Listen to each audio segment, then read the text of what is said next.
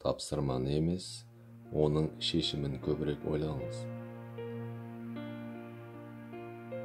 Өзгелердің пікірі сіз үшін шындыққа айналмауы тиіс. Жаратқанға сенім секілді, өзіңізге деген сенім де көп ғажайыптарды жасай алады.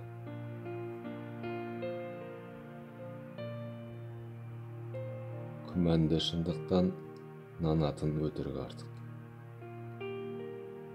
Ұлы шешімнің бастамасы өзіңізге деген сенімділікте жатыр. Шынайы достықсыз өмірдің мәні жоқ. Достық бұл екі денеде өмір сүретін жан. Адамның ең ұлы қасиеті бақытты болуға талпынуы. Қайғыны жалғыз көтеруге болады, бірақ бақытқа екеу керек. Тәрбие басы тіл. Ұлтына, жұртына қызмет ету білімнен емес, мінезден. Фантазия білімнен маңыздырақ, өйткені білімнің шегі бар. Ең қиын үш нәрсе: сыр сақтау, қорлықтарды ұмыту және уақытты дұрыс пайдалану. Арзан әңгімеге құмар адам қымбат уақытын жоғалтады. Ең жақсы мектеп өмір мектебі. Өнер мен сауда-саттыққа кедергі болма. Егер үнемі шындықты айтатын болсаңыз, сізге ештеңені есте сақтап жүрудің қажеті жоқ. Білімнен қуатты күш жоқ, біліммен қаруланған адам жеңілмейді. Ақылы жоқ адаммен араласқанша, жақсы кітап оқыған 1000 есе артық. Баланы жиі масқара етсе, ол өзін кінәлі сезінуді үйренеді.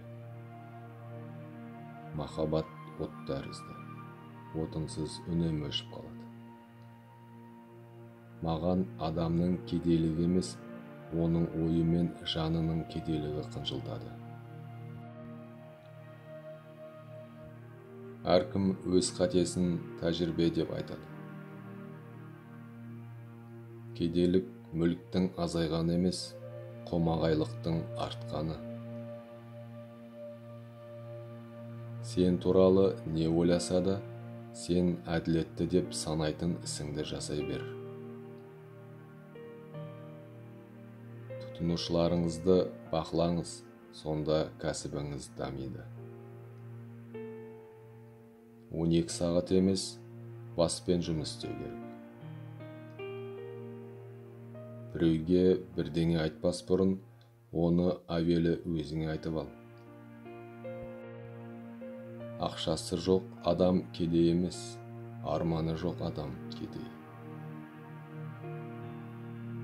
Сенім бұл ойлана алмайтындар үшін жұбаныш.